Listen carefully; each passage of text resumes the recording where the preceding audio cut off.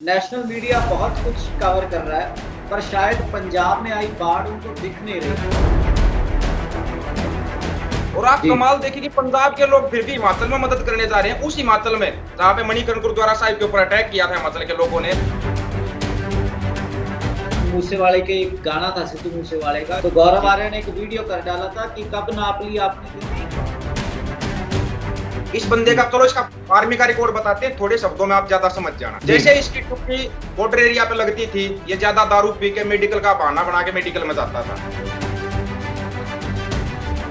तो पहले तो ये बता गौरव आर्या, जो दिल्ली में 30 हजारी कोर्ट है ना, उसका नाम 30 हजारी क्यों पड़ा था?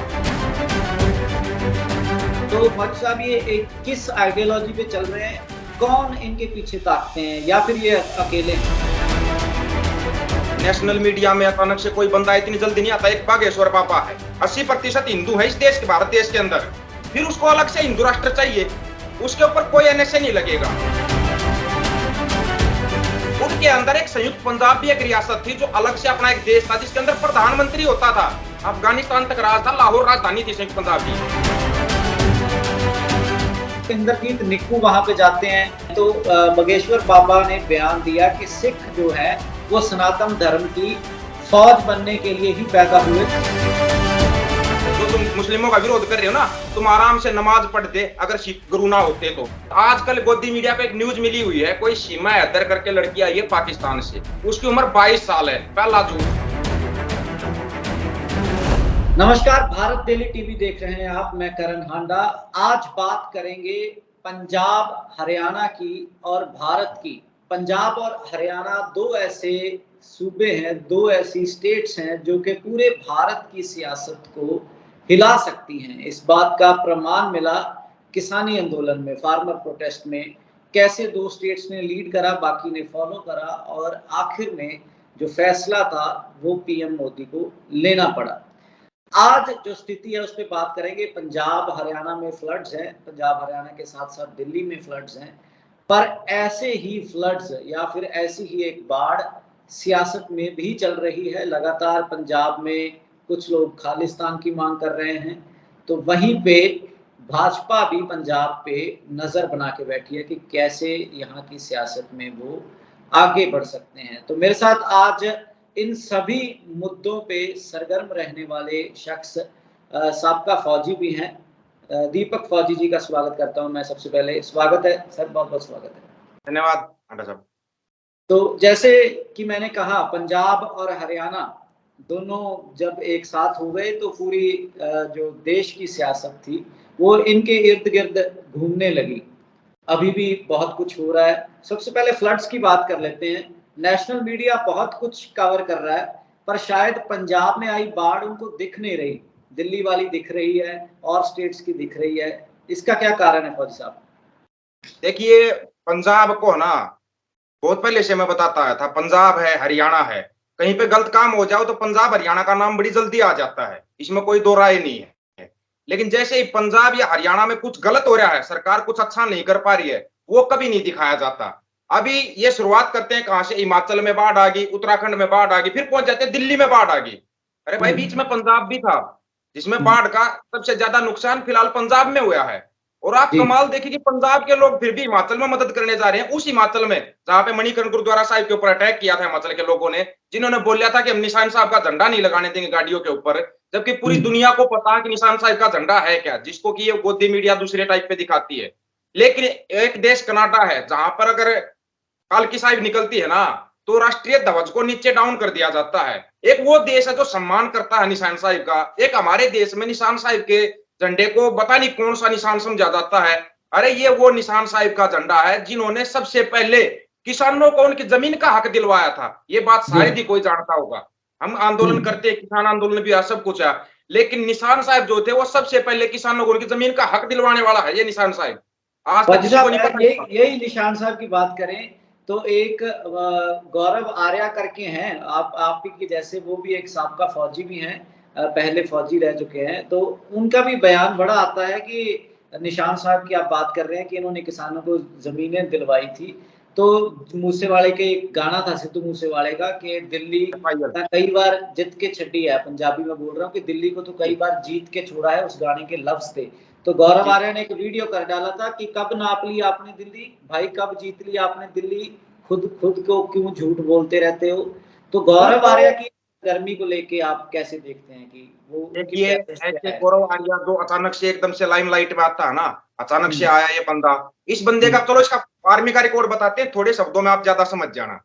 जी जैसे इसकी ड्यूटी बॉर्डर एरिया पे लगती थी, ये ज्यादा दारू पी के मेडिकल का बहाना बना के मेडिकल में जाता था। ऑन रिकॉर्ड है ये, आप कभी भी निकाल के चेक कर सकते हो इसका आर्मी से रिकॉर्ड। उसके जी बाद जब इससे नौकरी नहीं, 4.5 साल नौकरी की इसने, ज्यादा नहीं, हमारी तरह 18 साल नौकरी नहीं की इसने सेना में। 4.5 साल नौकरी, 4.5 साल में दारू पी के लेटा रहता था। उसके बाद इसको सेट किया गया। हमारे देश के अंदर है ना, सेना और किसान, इनके जरिए इमोशनल किया जाता है लोगों को, इमोशनल जोड़ा जाता है लोगों को भी। एक सैनिक है, सैनिक दुनिया में हम ये कहते हैं हरियाणा पंजाब के अंदर हर घर में एक सैनिक मिलेगा आपको, हर घर में जी एक सैनिक। लेकिन कभी ज्यादा हम ना राजनीति से मतलब ना कोई बकवास, लेकिन अगर कोई बकवास करेगा तो उसका जवाब दिया जाएगा। यही गौरव आर्या जिसने एक बार वीडियो बनाया था कि कब दिल्ली नाप दी। तो पहले तो ये बता गौरव आर्या, जो दिल्ली में 30 हजारी कोर्ट है ना, उसका नाम 30 हजारी क्यों पड़ा था? जस्सा सिंह आलूवालिया, उन लोगों ने वहां पे अपनी सेना इकट्ठी की थी 30 हजार, तब उसका 30 हजारी कोर्ट है। जीता जागता सबूत दे रहे हैं उसको। जी लाल किले के ऊपर निशान साहिब लहराने वाले जस्सा सिंह आलूवालिया, एक बार उनके बारे में पढ़ना तब इसको पता लगेगा। एक बार नहीं, 7 बार दिल्ली को नाप चुके हैं, 7 बार दिल्ली को जीत के छोड़ चुके हैं। सिखों ने जीत के छोड़ा है। ये एक एक रिकॉर्ड बताया था हमने। फिर उसने मेरे खिलाफ एक ट्वीट भी किया था कि ये कौन होता बताने वाला। फिर तू कौन है भाई निशान साहब के बारे में बोलने वाला? सीधा सवाल है हमारा, तू है कौन? तू तो निशान साहब के बारे में बोल रहा है। फिर इन लोगों के दो तरीके होते हैं, आप कभी आजमाना इस चीज को। हम सभी जी सिखों को नहीं बोल रहे हैं, हम कुछ खालिस्तानी जो होते हैं। कौन से खालिस्तानी भाई? खालिस्तान का मतलब पता है इन लोगों को? सिर्फ खालिस्तान का मैं मतलब इसी की बात करने लगा था। 1 मिनट आपको यही सवाल कर देता हूँ कि एक बड़े सेक्शन लोगों के, एक बड़े सेक्शन की ना ये भावना बन चुकी है कि ये जो लोग हैं जैसे गौरव आर्या है, जब ये खालिस्तानी खालिस्तानी बोल के टारगेट करते हैं तो वो एक पूरी कम्युनिटी को टारगेट कर रहे हैं। असल में वो कमेंट सिखों पे करना चाह रहे हैं, ऐसी मंशा है इनकी। अगर अगर है तो फौज साहब ये एक किस आइडियोलॉजी पे चल रहे हैं? कौन इनके पीछे ताकते हैं, या फिर ये अकेले हैं? देखिए, इनको साहब इनको बहुत पीछे से सेट किया जाता है। नेशनल मीडिया में अचानक से कोई बंदा इतनी जल्दी नहीं आता। एक बागेश्वर बाबा है। हम्म आप एक बात बताइए, इस देश में हिंदू नहीं रहते क्या? 80% हिंदू है इस देश में, 80% हिंदू है इस देश के, भारत देश के अंदर। फिर उसको अलग से हिंदू राष्ट्र चाहिए, उसके ऊपर कोई एनएसए नहीं लगेगा। जबकि आपको बिल्कुल नॉर्मल सिंपल तरीके से बता देता हूं ताकि लोगों की समझ में आ जाए। भारत 200 साल तक अंग्रेजों का गुलाम रहा था। संयुक्त पंजाब 100 साल तक गुलाम रहा था। जब तक महाराजा रणजीत सिंह जिंदा थे, संयुक्त पंजाब गुलाम नहीं हुआ था, बिल्कुल गुलाम नहीं हुआ था। उस खालसा राज को, जब उस खालसा राज की बात, 365 रियासतों को मिला के भारत बनाया गया था। भारत पहले भारत नहीं था, 365 रियासतों को मिला के भारत बनाया गया था। उनके अंदर एक संयुक्त पंजाब भी एक रियासत थी, जो अलग से अपना एक देश था, जिसके अंदर प्रधानमंत्री होता था। सर जी मियां फजले हुसैन संयुक्त पंजाब के प्रधानमंत्री थे। दादा हम्म छोटू राम ने उनको प्रधानमंत्री बनवाया था कि इनको बना दो प्रधानमंत्री, अच्छा रहेगा, इनकी कम्युनिटी अच्छी है। जब उसके यहीं बाद से पंजाबी सूबा की डिमांड उठती है, पंजाबी सूबा मूवमेंट, फिर बाद में उसी बात खालिस्तान। को उसी बात को कंप्लीट करके आपको, तो हम्म इन्होंने फिर बोलते हैं कि भारत पाकिस्तान का बंटवारा हो गया। कौन से भारत पाकिस्तान का बंटवारा? सिर्फ संयुक्त पंजाब का बंटवारा हुआ था। जो पाकिस्तान निकला था वो संयुक्त पंजाब से निकला था। और बताओ किस स्टेट से पाकिस्तान के अंदर लोग गए थे? संयुक्त पंजाब। जी लोग बोलते हैं कि हरियाणा से गए। अरे हरियाणा संयुक्त पंजाब का हिस्सा था, यूपी संयुक्त पंजाब का हिस्सा था, राजस्थान संयुक्त पंजाब का हिस्सा था, जेएंडके संयुक्त पंजाब का हिस्सा था, हिमाचल संयुक्त पंजाब का हिस्सा था, अफगानिस्तान तक राज था, लाहौर राजधानी थी संयुक्त पंजाब की। लेकिन ये लोग बोलते हैं फिर पाकिस्तान में क्यों नहीं गए? नहीं गए, इनको अपने देश से, अपनी मिट्टी से प्यार था। अपनी मिट्टी से सबसे ज्यादा कुर्बानियां देने वाले सिख, देश की आजादी के लिए। रिकॉर्ड निकाल के चेक कर लीजिए, रिकॉर्ड ऑन रिकॉर्ड है, 90% कुर्बानियां सिखों ने दी है देश की आजादी में। फिर ये जी बात कर देते। उसके बाद जब जवाहरलाल नेहरू और सरदार वल्लभ भाई पटेल, इन लोगों ने जब संयुक्त पंजाब को मिलाया था, तो खुद जवाहरलाल नेहरू ने बोला था, महात्मा गांधी के शब्द थे ये, अगर आपके हकों को ऊपर कोई डाका डालता है या आपको हक नहीं मिलते हैं, तो आप अलग देश की मांग कर सकते हो, अपना अलग हो सकते हो। ये महात्मा गांधी के शब्द थे, ऑन रिकॉर्ड है ये। कोई अलग से मांग नहीं कर रहे सिख, अलग से कोई मांग नहीं। तो फिर इनके हकों को बार बार दबाया गया। वही मांग तो बागेश्वर कर रहा है। वही मांग अगर एक सिख ने कर दी, उस पर एनएसए लगाओ, डिब्रूगढ़ जेल में डाल दो। वो बागेश्वर अलग से देश मांग रहा है, उसको कोई कुछ नहीं बोल रहा। ना ना ना, वो तो इनका बाप लगता है। वो बागेश्वर जो बोलता है हिंदू राष्ट्र बनाएंगे, उसकी खुद की सगी बहन की शादी मुसलमान के साथ हो रखी है, और फिर ये कहते हैं हम मुसलमानों को निकाल देंगे। ये क्या चल क्या रहा देश के अंदर? मतलब ये सब कुछ करे, ये करे तो रासलीला, दूसरे करे तो करेक्टर ढीला। इन्होंने तो एक ठप्पा लगाना है बस। के छोड़ देंगे, हम जो करेंगे वो सही है। क्या कर रहे हो वैसे ही बताना। बीजेपी के 80% मंत्रियों के लड़कियों की शादी मुसलमानों के साथ हो रखी है। अमीर मुसलमान तो इनका दामाद, गरीब मुसलमान इनके लिए जिहादी, जिहादी हो जाता गरीब मुसलमान। ये दो दो तरह के रंग क्यों है? फिर ये एक यूसीसी लेके आ रहे हैं कि नहीं यूसीसी लागू करेंगे, सिर्फ सिख और मुस्लिम विरोध कर रहे हैं। ठीक विरोध हो रहा है उसका, कोई गलत विरोध नहीं हो रहा।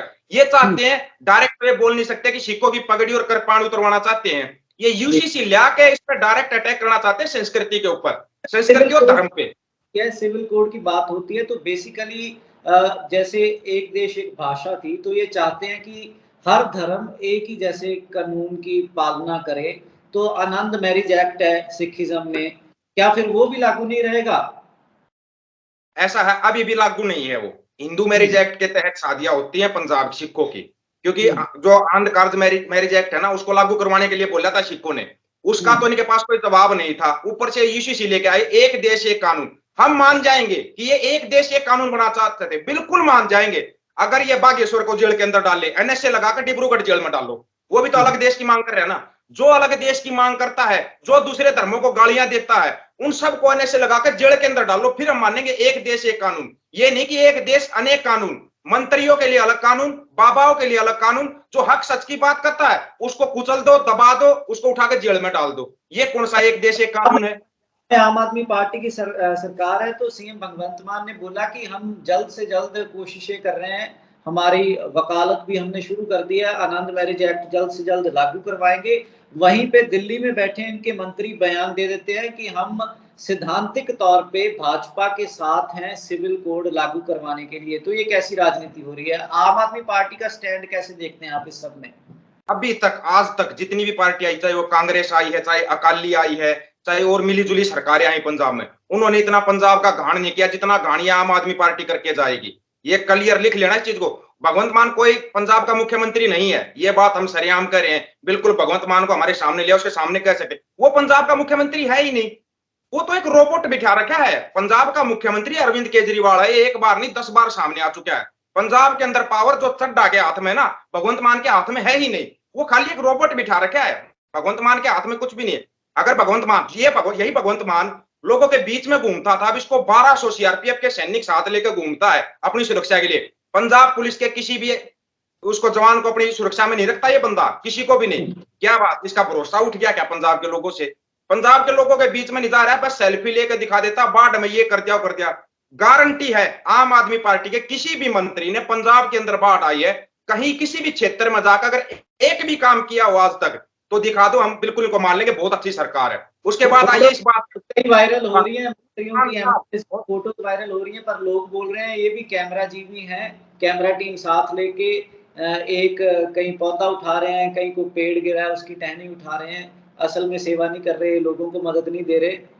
हम पूरे देश के साथ जो छल किया था ना प्रधानमंत्री नरेंद्र मोदी ने, जो छल किया था पूरे देश के साथ, वही आम आदमी पार्टी कर रही है। ये बी टीम है बीजेपी की, बी टीम, और ये सबसे ज्यादा जहरीले हैं। ये बीजेपी से ज्यादा जहरीले, बीजेपी तो लोगों की समझ में आ गई, हाँ भाई ये देश का नुकसान कर रही है। ये आम आदमी पार्टी उससे भी जहरीली है। ये जो नुकसान करते हैं ना, ये बामण बनियों की पार्टी है। ये जाटों का या किसानों का कभी जिंदगी में भला नहीं कर सकते। यही अरविंद केजरीवाल 1 करोड़ रुपए पराली जलाने पर नुकसान जुर्माना लगाने के लिए खुश हुआ था। यही केजरीवाल जो कहता मैं किसानों का हितैषी हूं। आइए इस केजरीवाल के ऊपर आते। केजरीवाल साहब का वीडियो है मेरे पास। केजरीवाल साहब ने बोला था हमारी सरकार आने के बाद 1 हफ्ते के अंदर पंजाब से नशा खत्म कर देंगे। उसके बाद अगला बयान इनका 10 दिन के बाद फिर बयान आया, हमारी सरकार आने के बाद 3 महीने के अंदर अंदर अगर नशा खत्म नहीं हुआ तो हम इस्तीफा दे देंगे। इस्तीफा दिया क्या? 1 साल से ज्यादा हो गया, नशा खत्म हो गया। कितने युवा नशे के अंदर मर रहे हैं पंजाब के अंदर। हमारे को दुख होता है देख के, यहाँ हरियाणा में बैठे हैं, हमारे कोई बोलता ना हमें कोई फर्क नहीं पड़ता, पड़ता है क्योंकि हम संयुक्त पंजाब का हिस्सा हैं। हमारे को फर्क पड़ता है क्योंकि किसान आंदोलन के अंदर जो पूरी दुनिया बोलती थी ना कि प्रधानमंत्री किसी के सामने नहीं झुकता, संयुक्त पंजाब ने, पंजाब हरियाणा ने मिलकर झुका के दिखा दिया। उस तानाशाह को माफी मंगवा दी थी, ऑन रिकॉर्ड है ये। उसका बदला लिया जा रहा है हरियाणा और पंजाब के साथ। बेरोजगारी में नंबर 1 हरियाणा। आप कहीं पर गोलियां चल जाओ, कोई अटैक हो जाओ, हरियाणा का नाम आता है। अभी एक ताजा केस हुआ उत्तर प्रदेश, चंद्रशेखर रावण के ऊपर गोली चली थी, बिल्कुल ताजा केस। मैंने ट्वीट कर दिया, हे भगवान देखना कहीं से हरियाणा का नाम ना आ जाए, क्योंकि अटैक उत्तर प्रदेश में हुआ। देखा तो नेशनल मीडिया पर न्यूज चल रही, गाड़ी हरियाणा के नंबरों की थी। माशाबाश, ताली बजाओ, ये है गोदी मीडिया। अब ये ऐसा ही सिद्धू मूसेवाला कत्ल कांड में भी हुआ बार बार। हालांकि काफी शूटर्स थे हरियाणा से, कहीं ना कहीं उनका कनेक्शन था, पर नेशनल मीडिया ने इस चीज को बार बार हाईलाइट करा। तो जो पंजाब हरियाणा का, जिसको आपने संयुक्त पंजाब बोल दिया, वो भाईचारे को बार बार कहीं ना कहीं तोड़ने की कोशिश है। क्या ये टूटेगा? कौन सी ताकतें ये हैं, और या ज्यादा मजबूत होगा, नहीं टूटेगा? ये और ज्यादा मजबूत होगा, क्योंकि लोग अब इनको समझ चुके हैं। पहले इनके पास दो मुद्दे थे, एसवाईएल, चंडीगढ़, इससे अलग इनके पास कोई मुद्दा नहीं था। जब एसवाईएल का चंडीगढ़ का लोगों ने बोल दिया हम अपने आप कर लेंगे अपना फैसला, क्योंकि किसान आंदोलन के बाद जो दिल मिले थे ना किसान, जब एक साल तक साथ बैठे दिल्ली बॉर्डर के ऊपर, तब पता लगा हमारी और इनकी तो समस्या एक है, हमारा तो खून ही एक है। हमारे को तो नेताओं ने लूटा है, जो हमारे को बार बार भड़काते हैं, ये दिखाते कि ये देखो ये हो रहा है देश के अंदर। अभी इन्होंने पीछे से एक नैरेटिव चलाया था कि पंजाब के लोग तिरंगे का अपमान कर रहे हैं, बड़ा काफी बड़ा इश्यू बनाया था इस चीज को। आप तिरंगा लेके पूरे पंजाब के अंदर से निकल जाओ, घूम जाओ, अगर आपको कोई रोक दे, उल्टा अगर ना सम्मान करे, इस चीज की गारंटी हम हरियाणा में बैठ के ले सकते हैं। हरियाणा में बैठ के वो नैरेटिव, वो लड़की और वो जो आदमी था वो सेट किया गया। कभी वो तमिलनाडु में जा रहे हैं, कभी वो कहीं जा रहे हैं, मतलब लोगों को भड़काने के लिए। एक ये क्या करते हैं, इमोशनल लोगों को ब्लैकमेल करने का तरीका होता है, या तो तिरंगे के नाम पे या सेना के नाम पे शहीद ये लोग करवाते हैं। आज तक जांच हुई है, जो जितने भी जवान शहीद हुए थे, या पुलवामा हमले की जांच हुई, गलवान घाटी की जांच हुई, एक बार जांच करके देखो, पता लग जाएगा वो करवाने वाला कौन था। हमारे को पता, मैंने बोल दिया भाई पुलवामा हमले का अटैक सरकार ने करवाया है, मेरे ऊपर बड़ी प्यार से इन लोगों ने देशद्रोह का केस लगा दिया, देशद्रोह का केस। तो किसानों के आप तो फौज का हिस्सा रहे हैं, आप तो ये समझते हैं कि जो एक चेन ऑफ एक्शन होती है, जो लाइन ऑफ कमांड होती है, उसमें कैसे कैसे ऑर्डर्स पास होते हैं। तो अगर ऐसा कुछ हुआ है तो किन किन लोगों को या किस लेवल तक ये जानकारी रखी गई होगी, किन लोगों को इसकी कुछ ना कुछ जानकारी? सेना ने अपने तरीके से जांच शुरू की थी। आप सुन लेना पुलवामा अटैक का, वहीं से समझ जाओगे। उसमें शायद 42 के 43 पन्नों की जांच की और लिखित में है, लिखित में है वो सेना के पास। इस चीज को बताना तो नहीं चाहिए लेकिन बता देते हैं। लेकिन जैसे जांच में पता लगा जिस गाड़ी में आरटीएक्स आया था वो गाड़ी बीजेपी के मंत्री की थी, जांच वहीं बंद, क्लोज जांच। उसी टाइम पर सेंट्रल गवर्नमेंट से आदेश आ गया इस जांच को यही बंद करो। जैसे ही गाड़ी में नाम बीजेपी के मंत्री का आया, जांच, आज तक उस जांच का किसी को अता पता ही नहीं, वो जांच हुई कहां पे, उस जांच का पता ही नहीं। फिर ये लोग कहते हैं कि नहीं नहीं देखो सैनिक शहीद हो गया, हम इनका बदला लेंगे। ये कोई बदला नहीं लेते, ये लोग उल्टा अपना नैरेटिव सेट करते हैं, नैरेटिव सेट करते हैं। आपने एक जिक्र किया था मेजर गौरव आर्या का, भूले नहीं हम। वही मेजर गौरव आर्या टीवी में बैठ कर बोलता, देखिए हमारी सेना ने ये कर दिया। ऐसा है गौरव आर्या, तूने इतनी सेना में नौकरी नहीं की है, हमारे को पता है सेना के कुछ रूल रेगुलेशन होते हैं। जो बातें तू मीडिया, नेशनल मीडिया के अंदर बैठ के बोलता ना, तेरे बाप के अंदर भी दम नहीं है जो बोल सके। अगर तेरे सिर पे हाथ ना हो ना सेंट्रल गवर्नमेंट का, तू एक लफ्ज बोल के दिखा दे। चलो आमने सामने बिठाना गौरव आर्या को, 4 सवाल करूंगा, एक का जवाब दे देना। वो 4000 सवाल करेगा, हर सवाल का जवाब दूंगा। 4000 सवाल, और सेना से संबंधित ही सवाल करेंगे या सरकार से संबंधित सवाल करेंगे। कभी भी जब भी उसका दिल करे तब सामने आ सकता है, ओपन चैलेंज है उसके लिए। बिल्कुल सुन रहे हैं, अगर अगर वो वीडियो देखेंगे तो चैलेंज तो आपने कर ही दिया। तो मैं यहीं पे सवाल करता हूँ कि देशभक्ति और धर्म, ये दो हथियार माने गए हैं कि सियासत में बार बार चलाए जाते हैं, हर हर सियासी पार्टी की तरफ से चलाए जाते हैं। अगर बिल्कुल जैसे आपने कहा कि गौरव आर्या के पीछे सेंटर है, तो बगेश्वर बाबा की बात हुई, उसके पीछे भी सेंटर है। और अगर है तो इंद्रजीत निक्कू वहां पे जाते हैं तो जी। उसको माथा टेकते हैं, पंजाबी सिंगर हैं। तो बगेश्वर बाबा ने बयान दिया कि सिख जो है वो सनातन धर्म की फौज बनने के लिए ही पैदा हुए थे, वो सनातन धर्म की फौज हैं। तो ऐसे बयान आने, ऐसे लोगों का वहां जाना, क्या इनके आगे क्या प्लान है, क्या क्यों कर रहे हैं सब कुछ? पहले बात करते हैं निक्कू की। वो हम्म। उसका मैंने पता निकलवाया था, 2 पैसे का भी कलंकार है वो, कलाकार नहीं कहेंगे हम उसको। चाहे किसी को बुरा लगता है, उसके फैन होंगे उनको बुरा लगेगा, 1000 बार बुरा लगे। वो एक कलंकार है, कलाकार नहीं है। कोई उसको कलाकार समझ जाए गलती से, कलाकार नहीं, एक कलंकार है वो पंजाब के लिए। क्योंकि जी। वो बंदा कभी किसी बाबा के पास जाता, कभी किसी बाबा, क्या वो दशमेश पिता गुरु गोविंद सिंह के शब्दों को भूल गए कि जिंदा दे कोई गुरु नहीं है, गुरु ग्रंथ साहिब ही गुरु हैं। ये दशमेश पिता गुरु गोविंद सिंह साहब के शब्द हैं। अगर वो इन बातों को भूल गए तो वो सिख नहीं है, हमारी नजर में तो वो सिख है नहीं। अगर कोई इनको सिख मानता है तो मानता रहे, वो सिख है ही नहीं। उसके बाद क्या और बोले बागेश्वर बाबा ने, उसके पास खड़े हुए बगेश्वर बाबा ये बयान बोल रहा है कि सिख तो पैदा ही हिंदू धर्म की सेना बनने के लिए थे। ये बोलते हैं कि जो सिख हैं वो सनातन धर्म की सेना है। गुरु तेग बहादुर ने सनातन धर्म को बचाने के लिए अपनी कुर्बानी दी थी, ना कि सनातन धर्म अपनाया था। तुम्हारे को बचाने के लिए कुर्बानी दी थी, तुम्हारे अंदर इतना दम नहीं था कि तुम अपना धर्म बचा सको। तुम्हारे धर्म की रक्षा करने वाले सिख हैं, सिख गुरुओं ने तुम्हारे धर्म की रक्षा की थी, नहीं तो कहीं किसी मस्जिद में बैठकर नमाज पढ़ते। जो तुम मुस्लिमों का विरोध कर रहे हो ना, तुम आराम से नमाज पढ़ते अगर सिख गुरु ना होते तो। ये सबसे बड़ा फैक्ट है। सिख, दुनिया में बहुत धर्म थे, दुनिया भर के धर्म थे। गुरु नानक देव जी महाराज ने सिक्की की रचना क्यों की थी? क्योंकि जो जाति पाति का भेदभाव है ना दूसरे धर्मों में, उसको मिटाने के लिए, एक रक्षा करने, मानवता की रक्षा के लिए, किसी सनातन धर्म की रक्षा के लिए नहीं। अगर इन्होंने मुस्लिमों के खिलाफ हथियार उठाए ना, तो हिंदुओं ने भी इनके साथ ना बहुत बड़ा धोखा किया। अभी तक ये बागेश्वर बाबा बोलता था हम हिंदू हैं, हम हिंदू राष्ट्र बनाएंगे, लेकिन मैंने एक वीडियो बना के वायरल किया, तो वीडियो अच्छा वायरल हुआ था। मैं किसी वेद में, किसी पुराण में, किसी भी वेद पुराण के अंदर हिंदू शब्द लिखा दिखा दो, मैं मान जाऊंगा। मैं हिंदू नहीं, सभी सिख हिंदू हैं, इस गारंटी, इस चीज की गारंटी हम लेते हैं। किसी वेद पुराण में अगर हिंदू शब्द का जिक्र हो तो हिंदू हिंदू हिंदू हिंदू हिंदू जो ये करते हैं ना, हिंदू, हिंदू का फारसी में मतलब होता चोर लुटेरा। मुसलमानों के द्वितीय भाषा होता है हिंदू, हिंदू का मतलब होता चोर। पहले तो तुम इन शब्दों को समझो। जब इनको पता लगा कि हिंदू का मतलब चोर होता है, तो फिर आगे नहीं नहीं सनातन धर्म, फिर क्या सनातन देश बनाओगे? अब तुम सनातन देश की मांग कर दो कि हम तो सनातन देश बनाएंगे। प्रधानमंत्री साहब से जाके सवाल कर देता है कोई, अमेरिका का बड़ा इवेंट चलाया इन लोगों ने, अमेरिका प्रधानमंत्री गए। इनको नहीं पता था वहां जो मीडिया होती है ना, मीडिया वो किसी की गुलाम नहीं है। उन्होंने एक सवाल कर लिया कि आप माइनर कम्युनिटी जो है उनके ऊपर इतना जुल्म क्यों करते हो? प्रधानमंत्री जी का गला सूख गया, पानी मांग गया, लीड निकाल के, उनका चेहरा देखने के लायक था। जब पढ़ा लिखा पत्रकार सामने आता ना, अब ये तो प्रधानमंत्री था, राष्ट्रपति हो, पिंडी कांप जाती है, कोई जवाब नहीं दे पाता। वीर जी, सच्चा अगर बंदा सामने होगा तो, यहाँ अगर किसी ने आपने सच्चा सवाल कर दिया, आप किसी मंत्री से सच्चा सवाल कर दो, आपके ऊपर कोई ना कोई केस लगा मिलेगा और आप जड़ की हवा खाओगे।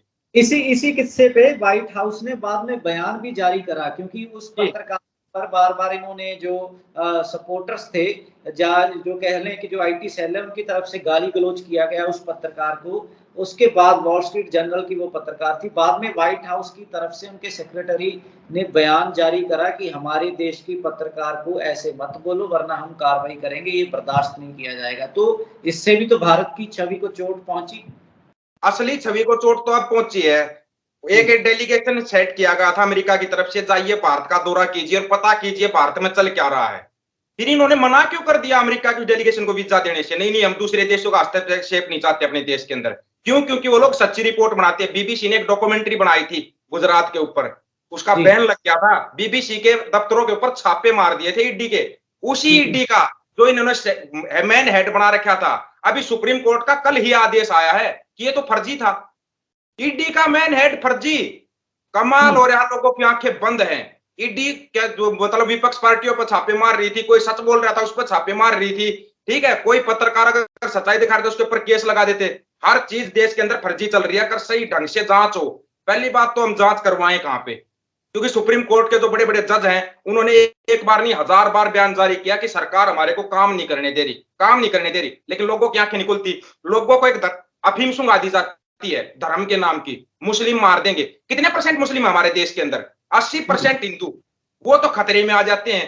2% सिख हैं, कभी खतरे में नहीं आती, कभी किसी दूसरे धर्म को गाली नहीं देते, उल्टा ये लोग इनको गालियां देते हैं। जब इनके ऊपर मुसीबत आती है तो मदद के लिए सिखाते हैं, तब तो ये भाग के मदद ले लेते हैं। तब खाना खाते समय ये क्यों नहीं कहते कि तो खालिस्तानियों का खाना है, फ्री का लंगर खाते। अमेरिका के अंदर जो डेलीगेशन प्रधानमंत्री साहब के साथ गया था, उन्होंने खाना कहां पे खाया? खाना उन्हीं सिखों के लंगर के ऊपर जाके खाना खाया उन लोगों ने। और जबकि उन्होंने सवाल भी किया था, वीडियो मैंने वायरल भी किया था, फोटो भी वायरल किया था। उन लोगों ने सवाल किया था कि आप हमारे लंगर पे खाना खा रहे हो, आप भारत देश के लोग क्या बोलेंगे? आप खालिस्तानियों के लंगर पे खाना खा रहे थे। जवाब नहीं आया किसी के पास, जवाब। ये जितने भी अपने बच्चे हैं ना, फ्लड्स हो रहे हैं, तो देखा गया कि जिन जट्टों को या जाटों को ये फुकरे बोलते थे, वही ट्रैक्टर्स पे जो राहत कार्य वो करते नजर आए, और सिख जो है वो लंगर भी पहुंचाते और जरूरी चीजें पहुंचाते हुए नजर आ रहे हैं। तो इन सब के बावजूद फिर बार बार टैक्स जब लगाए जाते हैं, तो ये इसको फिर दोगलापन ही बोलेंगे हम। ये दोगलेपन से भी निचले सतर का बोलते हैं हम तो इसको। एक दोगलापन होता है, ठीक है, हमारे को पता है भी सामने वाला दोगला है, दोगली बात करेगा। इनकी तो दोगली नहीं, पता नहीं 4 गुणी 6 गुणी कितनी गुणी है। वो जो सीमाएं होती है ना, सीमाएं होती है, एक बोलने की सीमा होती है, एक मर्यादा की एक सीमा होती है, वो सीमाएं ये लोग लांघ चुके हैं। इनके पाप का घड़ा भर के भी फूट चुका है, लेकिन पता नहीं लोगों की आंख कहां पे बंद है। लोगों की आंख बंद है क्योंकि नसों में खून की जगह पे ना वो धर्म नाम का कीड़ा दौड़ता है, मेरा धर्म। अरे मेरे को ये बता दो, हिंदू धर्म है क्या? प्रधानमंत्री साहब का वीडियो वायरल करें क्या? उन्होंने बोला था कि मैं हिंदू धर्म को मानता नहीं, हिंदू कोई धर्म ही नहीं है। लेकिन इन लोगों की आंखें खुलनी नहीं है, क्योंकि वो एक कीड़ा जो नसों में बिठा दिया गया ना, टीवी के जरिए, ये गोदी मीडिया है इसके जरिए, वो नसों में बिठा दिया गया मुसलमान मारेगा।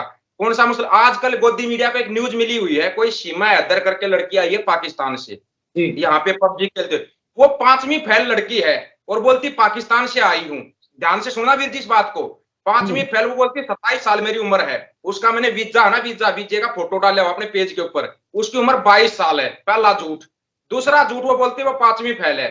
ना तो उसकी बातचीत में कोई पाकिस्तानी लहजा, पाकिस्तान के अंदर बात करते उसके अंदर पंजाबी लहजा होता है, ना कोई जी। पंजाबी लहजा। वो शुद्ध हिंदी बोलती है और फराटेदार इंग्लिश बोलती है। कमाल हो जबकि रहा लोगों। होनी चाहिए उसकी भाषा में उर्दू होगी या फिर वहां की भाषा पंजाबी का एक्सेंट आएगा। इससे अलग है ही नहीं, इससे अलग है ही नहीं। लेकिन वो तो शुद्ध हिंदी और अंग्रेजी बोल रही है, लेकिन देखो मीडिया उसका बार बार इंटरव्यू लेकर उसको हीरो बनाया जा रहा है। हीरो पाकिस्तान से लड़के आगे। एक तरफ तो तुम कोई बोलता अपने देश के अंदर, उसके अंदर बोलते हो पाकिस्तान से ले जाओ। यहाँ पे ना ये खेल जिस दिन भंडा फूटेगा ना, इस खेल का देखना, पूरी दुनिया हैरान रह जाएगी। कौन इसको प्रमोट करके ले आया था? ना तो वो लड़की पाकिस्तान की है, वो पाकिस्तान की है ही नहीं। नंबर एक बात। तो दूसरी इसको बात, छुपाया क्या जा रहा है? ध्यान किस चीज से परे करना? कहीं लोग सवाल ना कर लें, शिक्षा स्वास्थ्य रोजगार की बात ना कर लें, कहीं लोग ये ना पूछ लें हरियाणा बेरोजगारी में नंबर 1 कैसे है, पंजाब के अंदर अब बाढ़ आई हुई उसका जिक्र क्यों नहीं है। आप पंजाब को एक तरफ आतंकवादी जराइम पेशा कौम बोलते हो, वही कौम लंगर लगा रही है। कहीं वो बातें सामने ना आ जाए, उनको छुपाने के लिए एक नैरेटिव सेट किया जाता है। एक तरफ तो ढोंगी पाखंडी बाबा जो बैठा दिया गया है उसको दिखा रहे हैं। मैं तो हैरान नहीं रहूंगा, एक बाबा पंजाब के अंदर बैठाया हुआ पीले कपड़े पहन के। कुछ पंजाब के लोगों ने मेरे को मैसेज किया, नहीं नहीं वीर जी ये तो बहुत अच्छा है, सिख धर्म की बात करता है। ये 2024 का चुनाव खत्म हो जाएगा ना और बीजेपी सेट हो जाएगी पंजाब के अंदर, तुम्हारे जितने गुरुद्वारे हैं उन सब के अंदर कृष्ण की, राम की, शिव जी की मूर्तियां लगी मिलेंगी। तो एक बंदे ने मेरे को, कभी गुरुद्वारा साहिब के अंदर मूर्ति नहीं लगती, मूर्ति पूजा नहीं होती हमारे यहाँ पे। मैं बहुत अच्छी बात। तो उन्होंने एक गुरुद्वारे साहिब का फोटो भेज दिया, उनके वीडियो भेज दिया। मैं वीर जी इसके बारे में क्या कहना आपका? बोले ये मूर्तियां कब लगी गुरुद्वारा साहिब में? कृष्ण की, शिव जी की, विष्णु की, ब्रह्मा की। माप बताओ, ये गुरुद्वारा साहिब है नहीं है पंजाब के अंदर ही, बहुत बड़ा नाम नहीं लेना चाहते, गलत हो जाएगा। माँ ये है या नहीं है ये बता दो। बोला है। माँ इससे आगे मत बोलना, ये सेटिंग है। गुरुद्वारा साहिब के गुलकों के ऊपर कब्जा करना चाहते हैं ये लोग, उन गुलकों का ऊपर, क्योंकि सभी मंदिरों पे इनका कब्जा है। मंदिरों में ना इतना सोना, इतना पैसा है। कभी किसी मंदिर ने लंगर लगाया? लंगर लगाया? कहीं भी किसान आंदोलन में लगाया हो? अभी बाढ़ आई है, किसी बच्चे की, किसी अनाथ की हेल्प की? कभी नहीं की। लेकिन फिर भी धर्म का धंधा हमारे देश में फलता फूलता है। इनको अभी पता था। भी हुआ था, कई करोड़ों का सोना जो है वो नकली निकला, जो जगन्नाथ मंदिर में 280 केजी सोना शाम को रखा, सुबह वो पीतल में बदल गया।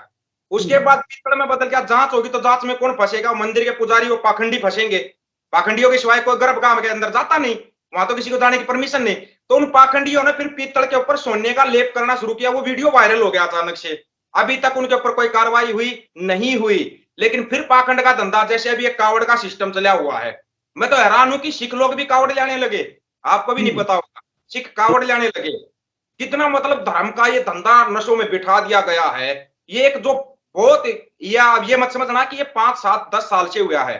200 साल से मेहनत कर रहे हैं ये लोग, 200 साल से ये पाखंड लोगों की नशों में बैठाने के लिए, तब जाके कामयाब हुए हैं। इतनी जल्दी नहीं निकलेगा। इससे निकलने का एक ही तरीका है, एक तरीका, आप सिक्खी में आ जाइए, आप हर पाखंड से दूर, लेकिन सच्चे दिल से, सच्ची श्रद्धा से। भले ही आप पगड़ी पहनो मत पहनो, लेकिन आप गुरु ग्रंथ साहिब का पाठ करो, आपको जीवन जीने की कला आ जाएगी।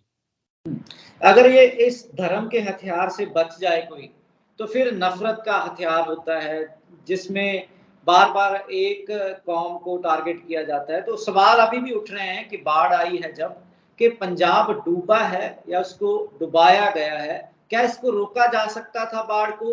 अगर मेहनत होती, किसी और तरफ पानी छोड़े जाते। बोला गया कि कई और स्टेट्स के हित में ये फैसले लेकर पंजाब को डुबो दिया गया।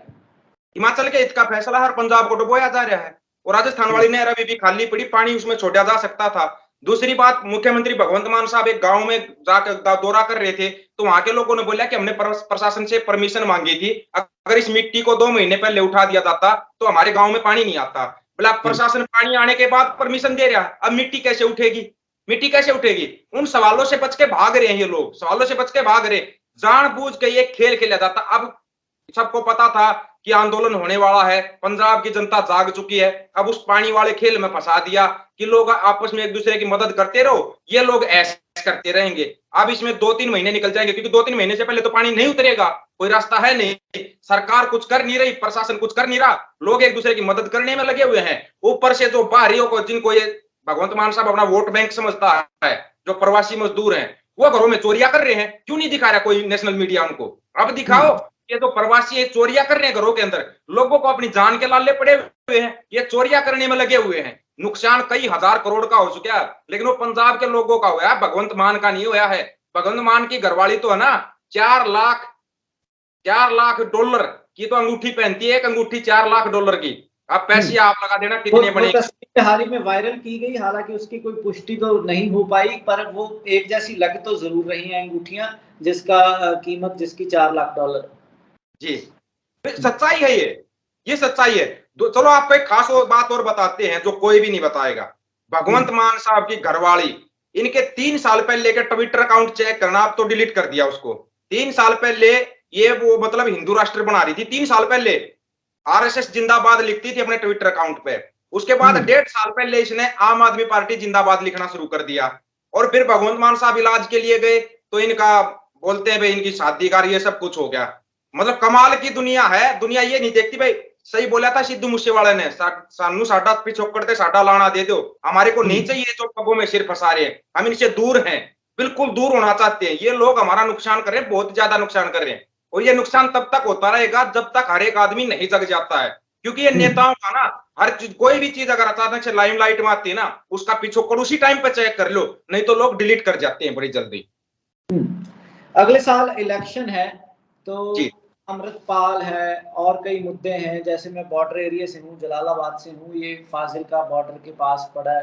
तो इस यहाँ पे अक्सर लोग आज तक कहते हैं कि जैसे आपने पहले कहा था कि हमारी आज़ादी नहीं हुई, हमारा तो बंटवारा हुआ था, हमारा तो उजाड़ा हुआ था। तो हाँ, उसके बाद से तरक्की को लेके कई सारे मुद्दे हैं। अगले साल इलेक्शन है, क्या कोई बदलाव आएगा, या फिर से क्या क्या खेल खेले जा सकते हैं? 2-3 चीजें जिनका आप अनुमान लगा सकते हो कि ये चीजें तो देखना आने वाले महीनों में होंगी, जो कि एक खेल होगा।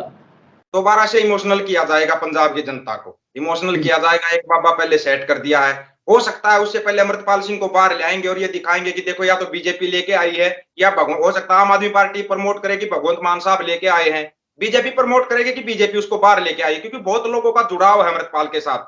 लोगों का अमृत छका रहा था, नशे से दूर कर रहा था, बहुत लोगों का जुड़ाव है, वो एक वोट बैंक टाइप का बन चुका है इनका। दूसरा जो सबसे बड़ा खेल होगा पंजाब के अंदर, जो आज तक नहीं हुआ था, वो होगा जातिवाद का खेल। सबसे बड़ा जातिवाद का खेल पंजाब के अंदर होगा आपकी बार।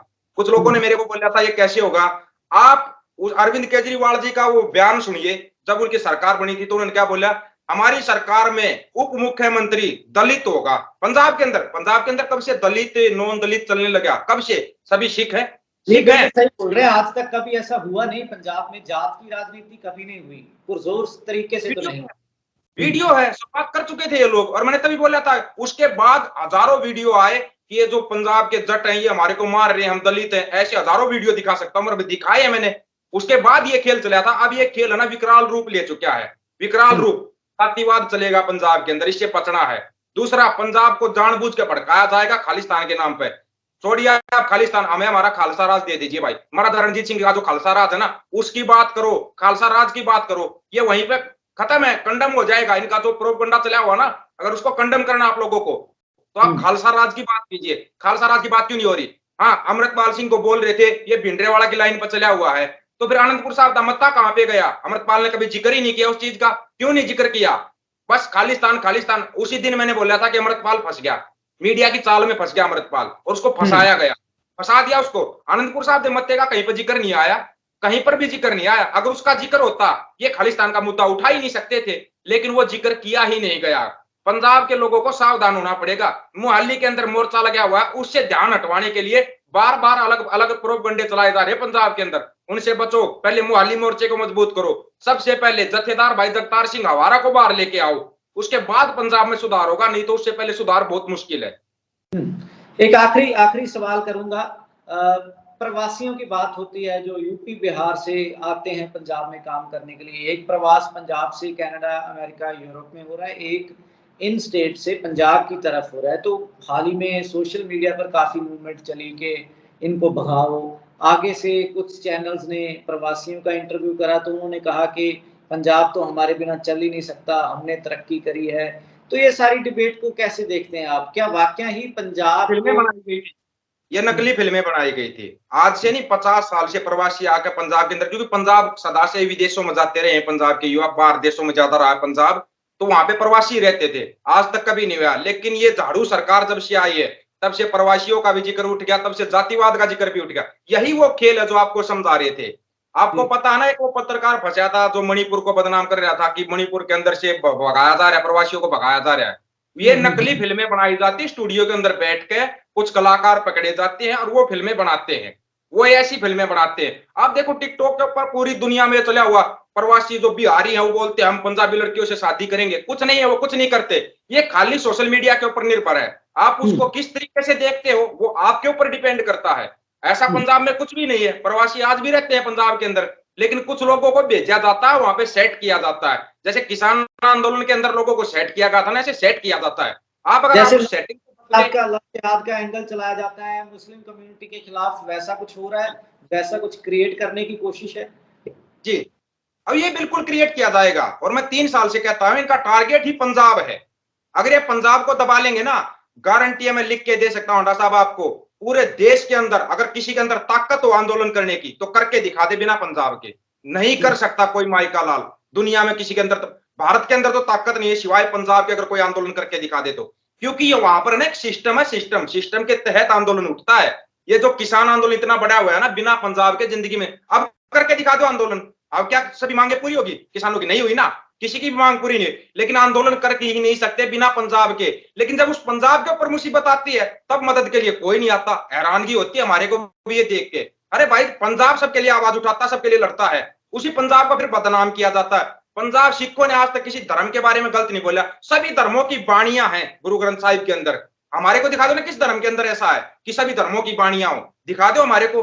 फिर अगर ये बोलते हैं ये जातिवाद फैलाना चाहते हैं, जो अगर ये बोलते हैं मजहबी सिख या दलित जिनको बोला जाता है, सीबीसी बोला जाता है, सबसे बड़े पदों के ऊपर अगर आपको कहीं पर मिलती है ना, सम्मान मिलता है, वो सिक्खी के अंदर मिल रहा है। मेरे को दिखा दो कहां पे मिल रहा है। मंदिरों के जितने पुजारी है उनकी जातियां पूछ के देखना, कोई एससीबीसी एक भी पुजारी दिखा दो।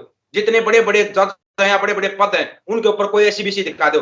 लेकिन सिखों के अंदर आपको वो पावर दी जाती है, सबसे बड़े पद के ऊपर आप बैठते हो। अगर अभी भी आप लोगों की समझ में नहीं आया सिक्खी के अंदर क्या है, तो कभी समझ में नहीं आएगा। मैंने कुछ दिन पहले ही ना दीप सिद्धू के एक दोस्त से बातचीत करी जो आखिरी टाइम में उसके साथ था, आखिरी समय में। तो उसने कहा कि सिमरनजीत मान और उसकी पार्टी ने भी कहीं ना कहीं दीप सिद्धू को यूज कर लिया, उसके साथ धोखा किया।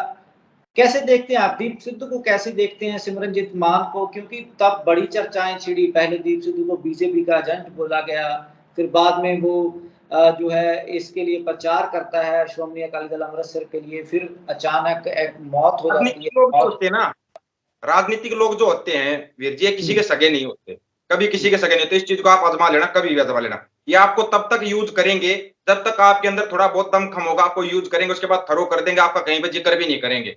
बीजेपी उस रणनीति के तहत चलती है, हर एक पार्टी उसी रणनीति पे चलती है। अगर आपका चेहरा है, आपका नाम है, तो आपको सब लोग यूज करेंगे। ये यही भगवंत मान, यही केजरीवाल बोलते थे, बंदी सिंह की फाइल हमारी टेबल पर रखी है, एक साइन करेंगे सभी बंदी सिंह रिहा हो जाएंगे। लोगों के नाम पे राजनीति की जाती, लोगों के भले के लिए कभी राजनीति नहीं की जाती। इस बात को जिस दिन लोग समझ के ना कामयाब हो जाएंगे, और राजनीति करने वाले लोगों को ना मुंह तोड़ जवाब दे सकते हैं। तो फौजी भाई बहुत शुक्रिया समय देने के लिए। आगे भी आपसे बातचीत करते रहेंगे, जो भी मुद्दे ताजा निकल के आएंगे। एक मैसेज जो भी आप पंजाब की, हरियाणा की जनता, दोनों स्टेट्स की जनता को या देश के बाकी लोगों को भी देना चाहें, कुछ भी आप के लिए, अगर कोई सोचता हम सिर्फ हरियाणा पंजाब की बात नहीं, पूरे देश के लिए एक मैसेज है। अगर आपको अपना हक चाहिए, अपना मान सम्मान चाहिए, तो आप सिक्खी में आइए। हम ये नहीं कहते किसी को जबरदस्ती कभी धर्म परिवर्तन नहीं कराया जाता, ना ही करना चाहिए। धर्म परिवर्तन की नहीं करे, ना ही हम आपको ये बोल रहे आप पगड़ी बांधिए, दाढ़ी बताइए या केस रखिए, नहीं।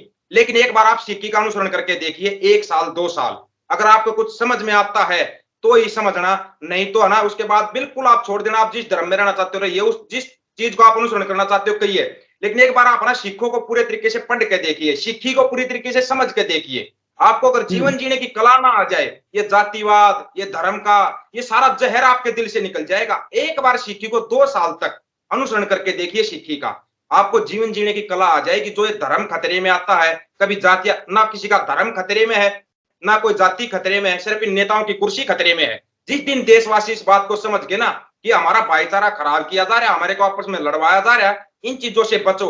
और हमारी सबसे बड़ी ताकत, पूरे देश की ताकत, सबसे बड़ी ताकत है संयुक्त पंजाब। उस संयुक्त जी पंजाब की बात करो। अगर आपको कुछ भी चाहिए, आपको कहीं पर मुसीबत आती है ना, तो गुरुद्वारे का लंगर का मुंह खुला मिलता है। विदेशों में हमारे बच्चे जाते हैं ना, वो गुरुद्वारा साहिब के अंदर खाना खाते हैं। आप स्टैंड लेते हैं, आप फेवर करते हैं संयुक्त पंजाब का या पंजाब स्टेट का? पूरे संयुक्त पंजाब का हम फेवर करते हैं और पंजाब के साथ खड़े हैं, साथ खड़े थे, साथ खड़े रहेंगे। पंजाब पे अगर कोई हमारा कोई कहे ना कि तू अपने शरीर का पूरा खून दे दे, हम पंजाब को बिल्कुल हैंड फ्री कर देंगे। मैं अपना खून, अपनी कुर्बानी देने के लिए तैयार हूँ। अपना स्टैंड बिल्कुल क्लियर है।